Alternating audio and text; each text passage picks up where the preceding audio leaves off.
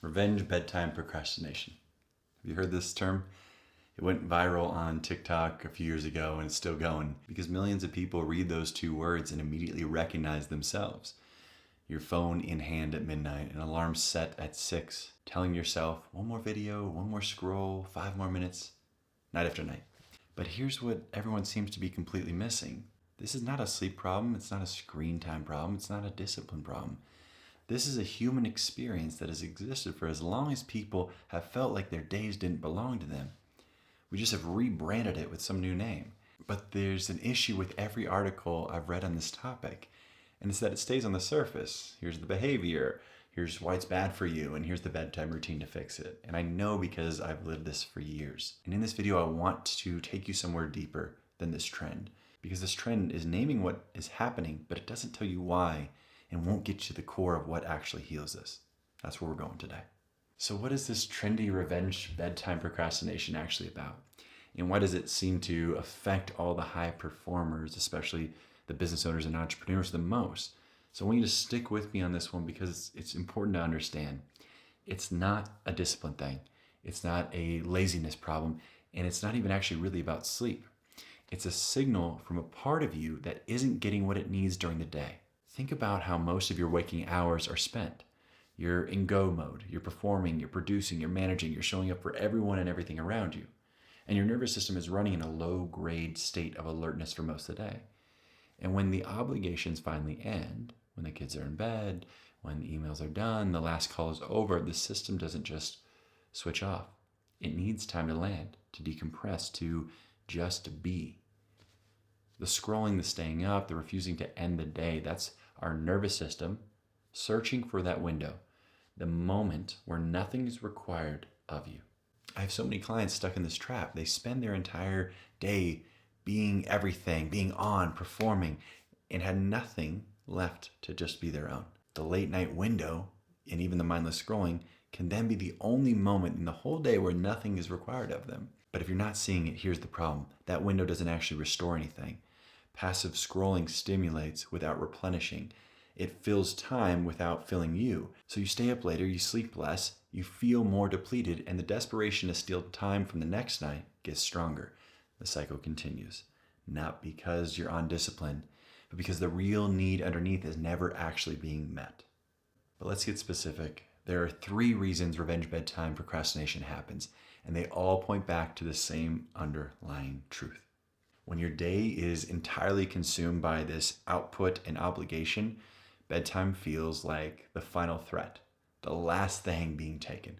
When every hour belonged to something else during your day or someone else, by the time you're lying in bed, some part of you refuses to let go of the only hours that feel unclaimed. But the fix isn't willpower at night. It's actually protecting genuine pockets of time earlier in the day to be entirely yours, not productive time, not useful to anyone else, not part of your morning optimization routine, just yours. When those pockets exist during the day, even small ones, this desperation to steal time at midnight fades because the need is already being met before you even go to bed. The second reason is more psychological, but just as real. You can't go to bed because you're not done processing the day yet. Your mind is still carrying the conversations, the unfinished things, the low-grade tension that has happened. Lying down doesn't stop the process. It just removes the distraction that was masking it. So the brain keeps running, and staying up, even doing something mindless, at least gives the noise somewhere to go. And a simple shift here, a simple brain dump before bed, 5 minutes, just getting what's still running around in your head onto paper. You're not trying to solve anything, just unloading. And that small act gives your nervous system permission to stop holding on to everything. And when it stops holding, it can finally let go into sleep. So this one's a deeper one. Most people staying up late aren't doing something that genuinely fills them up. They're doing something that requires nothing of them. A coping mechanism, a distraction to numb, not restore. Those are very different things. Passive consumption at midnight is not rest. It's not even joy. It's numbness. And the reason people search for the numbness is because they've lost touch with the actual thing that restores them and what actually genuinely brings them back to themselves.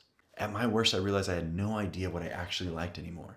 Everything was either work or collapse. No real joy in the middle. And I think that emptiness at night, That desperate late night reaching was my body trying to find something that felt like me, to give it some satiation from that discomfort. I didn't need another sleep hack. I needed to find myself again. That's where the real work begins.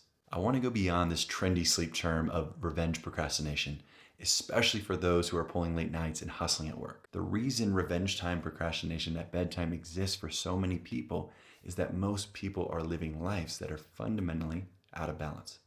Not just busy, but out of alignment. They're giving enormously to the external world, to work, family obligation, to expectations of others, and not knowing how to release and restore. Not selfishly, just as a basic act of self-maintenance. And a life lived entirely stuck in productivity with nothing reserved for internal will always produce a person who cannot shut off at night. That real solution isn't a better bedtime routine. It's a more honest look at how you're actually living. So some questions I want you to sit with. Where in your life do you actually feel like yourself? Not performing, not producing, just genuinely you in your full expression. Then where is your joy? Not entertainment, not distraction, actual aliveness. Are there parts of your life that feel like they belong to someone else's idea of who you should be? For me, this shift came slowly when I started being honest about how little my life actually felt like mine. And I mean, seriously little. I started to make small changes to bring back myself into my own life. It sounds bizarre, but it's real. And this then allowed me to not be so desperate to steal time at midnight. It disappeared. Not because I fixed my sleep, but because I stopped living in a way that made me feel like I needed to steal anything. I wasn't trying to reclaim something anymore because I hadn't given it all away. And that's the shift I want for you. It's deeper work, for sure, but it's the work that actually changes things. Not just sleep, but also how you feel about being alive. So before we close, I wanted to give you 3 really concrete shifts that you can start making today. And this is not like a 10-step protocol, but just 3 honest changes that can actually move the needle. Protect one window during the day that is entirely yours. Not to walk to be more productive, not a meditation to perform better at work, not to rest to be more productive later. Something that exists that is purely because you want it to. Even if it's just 15 minutes. Protect it, guard it, don't let the day take it away. This is a non-negotiable.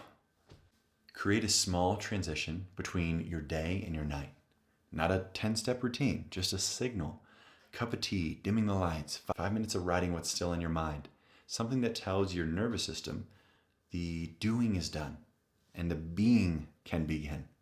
That transition, as small as it sounds, will do a whole lot more for your sleep than almost anything else. Question the belief that rest is earned. This one is quiet, but it runs deep in a lot of people. Rest is not a reward for a productive enough day. It's not something you earn. It's biologically required for living as a human being. You do not earn the right to sleep, you need it. And the sooner that belief actually shifts, not just intellectually, but how you treat yourself, the sooner bedtime stops feeling like surrender. If any of this landed, I want you to hear this directly. The fact that you're staying up late, stealing time, refusing to let the day end, that is not a character flaw. That is your body trying to take care of itself the only way it knows how.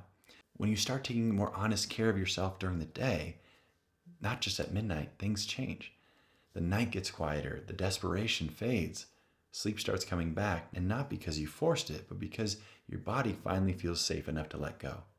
I've seen this happen with hundreds of people, and I've lived it myself. So drop a comment and tell me if you're doing this. Do you stay up too late when you're already exhausted? I'll read every single one. And if this helped, subscribe. There's a lot more where this came from. Rest well.